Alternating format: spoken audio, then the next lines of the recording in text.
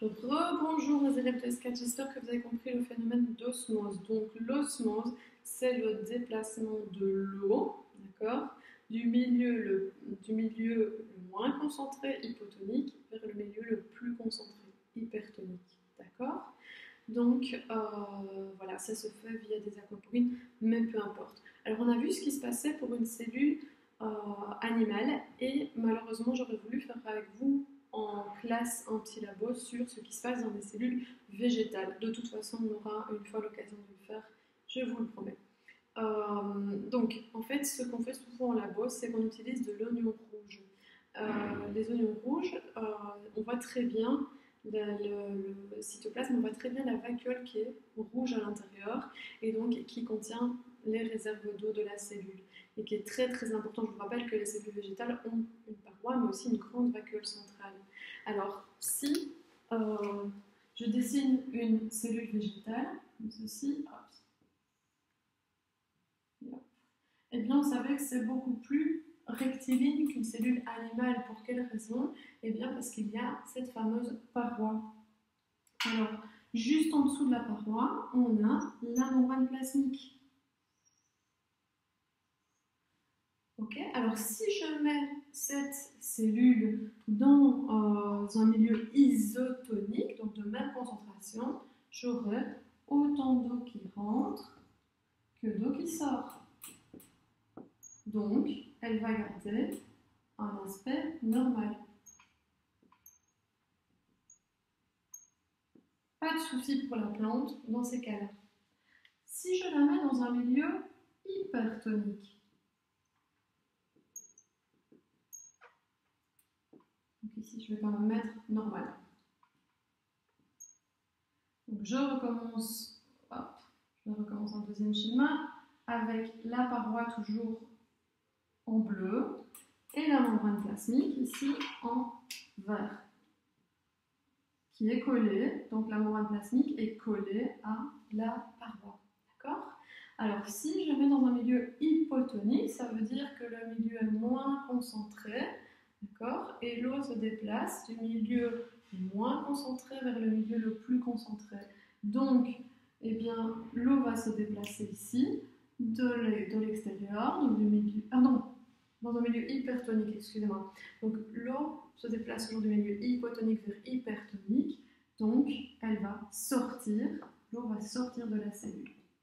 Qu'est-ce que ça va faire? Eh bien, ça va faire en sorte que la cellule, eh bien, elle ne va pas prendre une forme crénelée comme les cellules animales, puisqu'il y a une paroi qui est rigide.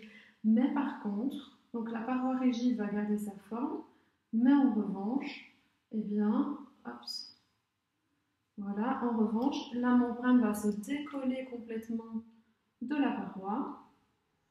Et ça, j'aurais vraiment aimé que vous le voyiez au microscope parce que c'est vraiment, on le voit vraiment bien, va se décoller de la paroi parce que l'eau est sortie.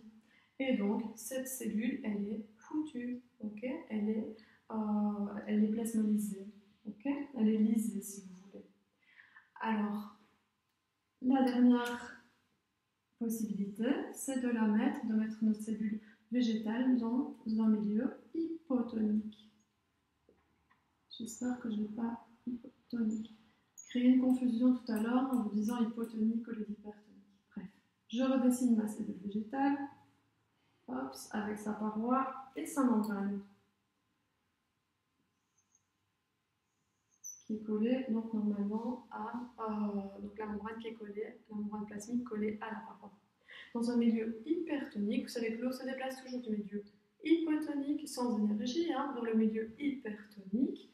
Donc, elle va faire quoi ici? Le milieu hypotonique, c'est l'extérieur. Elle va rentrer dans la cellule. Et qu'est-ce que ça va faire, ça? Eh bien, à cause de la paroi qui est rigide, eh bien, la cellule va un tout petit peu gonfler, mais elle ne va pas mourir. On dit qu'elle est turgescente, donc on va peut-être voir une petite différence au microscope.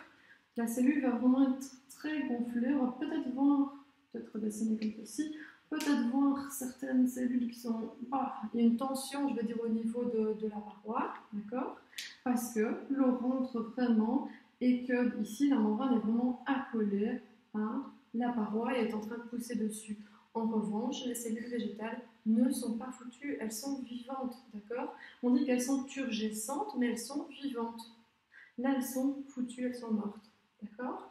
Donc, retenez bien une chose, c'est que à cause ou grâce à la paroi, eh bien, il n'est pas possible de faire éclater les cellules végétales en les plaçant dans un milieu hypotonique, exemple l'eau pure.